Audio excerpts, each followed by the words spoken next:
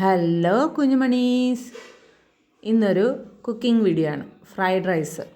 അതിനുവേണ്ടി ബസുമതി അരി വാങ്ങിയായിരുന്നു.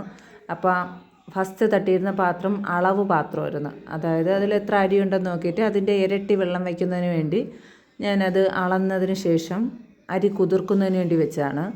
അതിനുശേഷം ആ ഒരു പാത്രത്തിൽ അരിയുടെ ഇരട്ടി വെള്ളം എടുത്ത് തിളയ്ക്കുന്നതിന് വേണ്ടി ഇൻഡക്ഷൻ കുക്കറിൽ വെച്ചേക്കാണ്. കുറച്ച് നേരം ഒന്ന് വെയിറ്റ് ചെയ്ത് തിളയ്ക്കുന്നതിന് വേണ്ടി നിൽക്കുകയാണ്. അതിലോട്ട് ശകലം ഉപ്പും കൂടി ഇട്ടു. കാര്യം പിന്നീട് ഞാൻ ഉപ്പ് മറന്നു പോകും. അത് നല്ലതുപോലെ തിളച്ചതിന് ശേഷം ഈ ഊറ്റി വെച്ചേക്കുന്ന അരി അതിലോട്ടൊന്ന് ഇട്ട് കൊടുക്കുകയാണ്. കാര്യം നല്ലതുപോലെ ഒന്ന് വേകുന്നതിന് വേണ്ടി അരി അതിലോട്ട് ഇട്ട് കൊടുക്കുകയാണ്. ഒരു 10-20 മിനിറ്റ് വേണം ഒന്ന് വെന്ത് കിട്ടുന്നതിന് വേണ്ടി. അതവിടെ കിടന്ന് തിളക്കട്ടെ. അതിനുശേഷം ഫ്രൈഡ് റൈസിന് വേണ്ടി ഞാൻ വേറൊരു പാത്രത്തിൽ ഗ്യാസിൽ വെച്ചിട്ട് സവാള വഴറ്റുകയാണ്. സവാള കുറച്ച് നേരം കിടന്ന് വഴറ്റുക. ഉപ്പൂടെ ഇട്ട് കൊടുക്കുമ്പോൾ അത് പെട്ടെന്ന് നല്ല വാടി വരും. അപ്പോൾ സവാള, ക്യാരറ്റ് ഇടത്തില്ല. ഇവിടെ മക്കൾ പച്ചക്കറിയൊക്കെ തിന്നാൻ ബാക്കിലോട്ടാണ്. അപ്പോൾ ഞാൻ ഇങ്ങനെയൊക്കെ ഉണ്ടാക്കുന്ന സമയത്ത് എൻ്റെ കയ്യിൽ എന്തൊന്നൊക്കെ വെജിറ്റബിൾസ് ഉണ്ടോ എല്ലാം ഞാൻ അതിലോട്ട് ഇടും. കാര്യം എന്താണെന്ന് വെച്ചാൽ അപ്പോഴും കഴിക്കുകയും ചെയ്യും. അതിനുവേണ്ടി ഞാൻ ക്യാരറ്റും കൂടി ഇട്ടു. സാധാരണ ക്യാരറ്റ് ഇടില്ല. പിന്നെ ഇഞ്ചി, പച്ചമുളക് പേസ്റ്റാക്കി വെച്ചിരുന്നു, അതും കൂടി ഇട്ടൊന്ന് ഇളക്കുകയാണ്.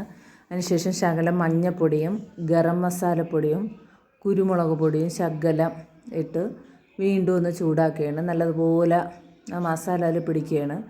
5 മുട്ട എടുത്ത് വെച്ചിട്ടുണ്ടായിരുന്നു. അപ്പോൾ മുട്ട ഈ സവാളയിൽ കിടന്നൊന്ന് സവാളയും മസാലയും എല്ലാം പിടിക്കുന്നതിന് വേണ്ടി അതൊന്ന് ഇളക്കി കൊടുക്കുകയാണ്. മുട്ട തോരൻ പോലെ ആകണം. അത്രയും നേരം നമ്മൾ ഇത് ഇളക്കിക്കൊണ്ട് നിൽക്കുക. കുറച്ച് നേരം ഇങ്ങനെ നിൽക്കുമ്പോൾ മുട്ട നല്ല തോരൻ പോലെ ആവും. കണ്ടോ, നല്ല വെള്ളം വറ്റി വരുന്ന പോലെയാവും.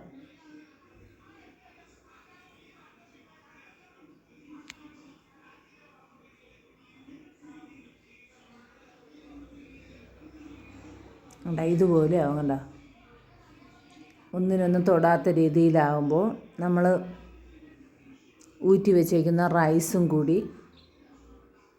ഇതിലോട്ട് തട്ടി കൊടുക്കും. തട്ടി ഒന്ന് നല്ലതുപോലെ ഇളക്കണം. കാര്യം മസാല എല്ലായിടവും പിടിക്കുന്നതിന് വേണ്ടി നമ്മൾ നല്ലതുപോലെ ഇളക്കി കുറച്ച് മല്ലിയിലയും കൂടി ഇട്ട് സെറ്റാക്കി. ഇതാണ് ഇന്നത്തെ സ്പെഷ്യൽ. Thank you. ലൈക്ക് ചെയ്യുക.